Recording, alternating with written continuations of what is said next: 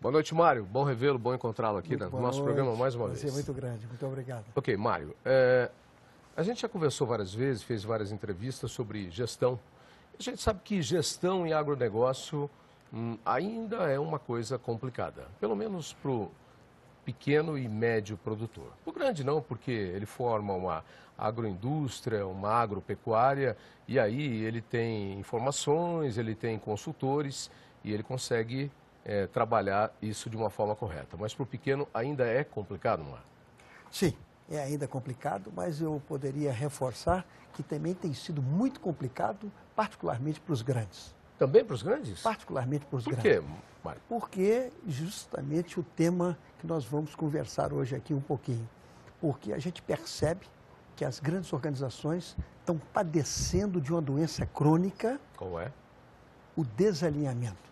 Mas a grande organização, ela não tem informação, ela não está bem baseada, ela não tem consultores, ou não é sempre assim?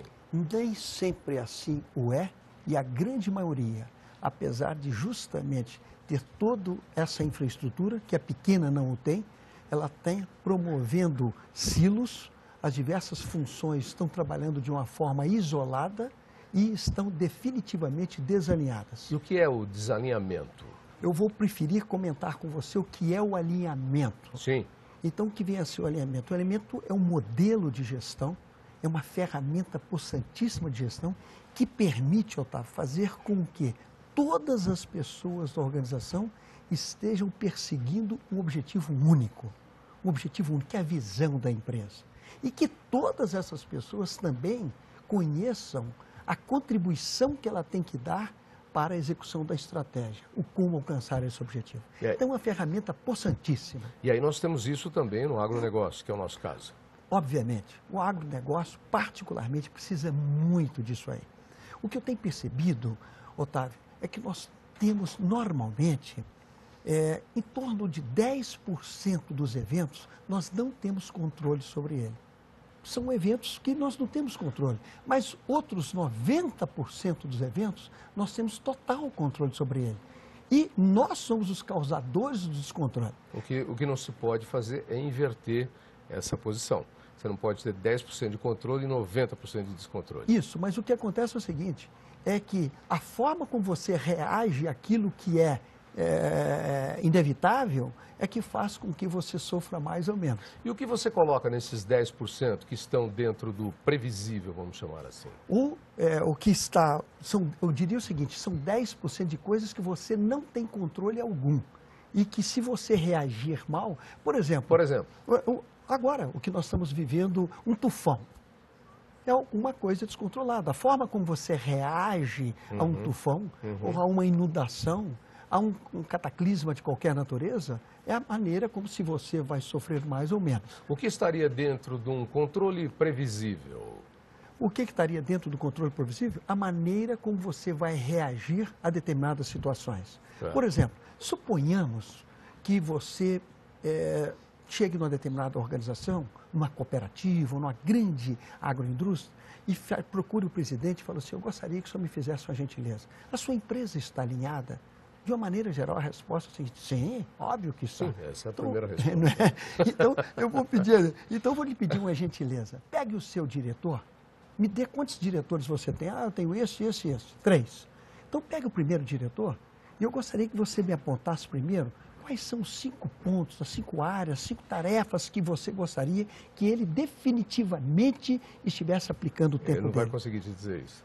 Mas se conseguir, a gente vai pedir que ele dê, que ele gostaria. Depois você vá ao subordinado e pergunte a ele quais são as tarefas que ele está trabalhando. Sabe o que você vai encontrar? Um completo desalinhamento.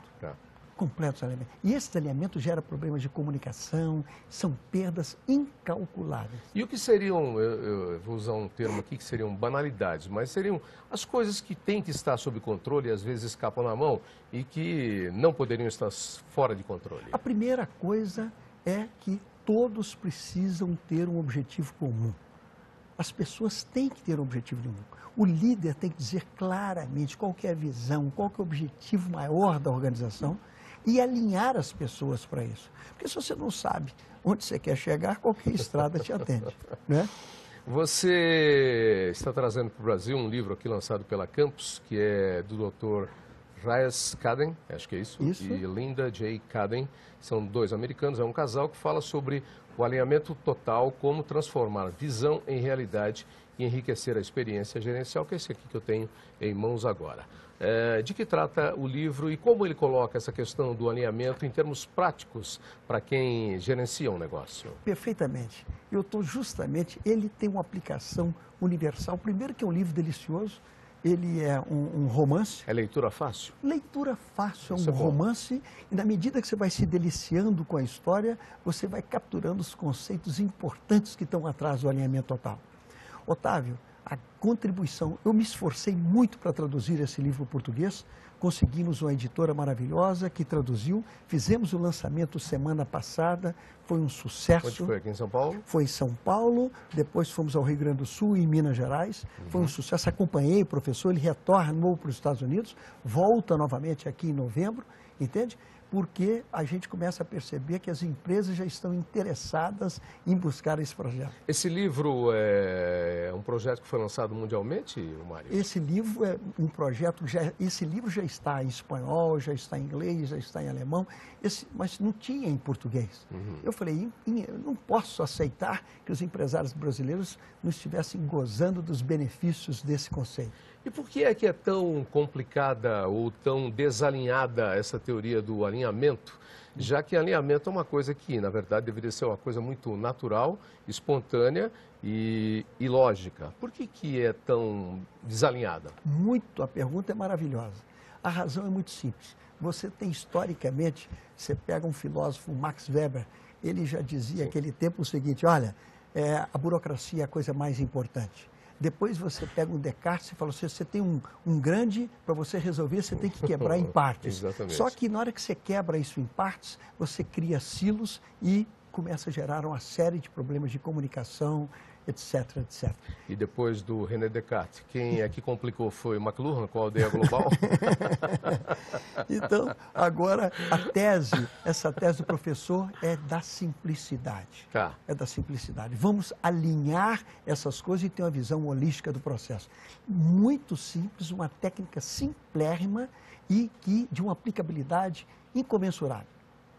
Ok, Mário, para quem quiser ter acesso, esse livro já está publicado. Já está no Brasil, na Campus, foi lançado semana passada. Tá. E para quem quiser ter acesso a mais informações, eu vou falar com você, o endereço de internet... É do próprio professor, é www.infotrack.com. Mas brevemente, daqui a uns 10 ou 15 dias, o site do www.alinhamentototal.com.br. Ok, Mário Porto Fonseca falando sobre gestão, mais uma vez aqui no nosso Dia a Dia Rural. Obrigado pela presença, Mário. Muito obrigado. Lembrando que o conteúdo do site Gestão no Campo você pode conferir através do nosso portal Terra Viva. Está aí na tela a página principal do nosso portal. Você acessa www.tvterraviva.com.br e clique lá dentro do nosso portal no Gestão no Campo, que aí você tem acesso a todo o conteúdo para administrar, claro, melhor e obter melhores resultados na sua propriedade. Obrigado, Mário. Muito obrigado.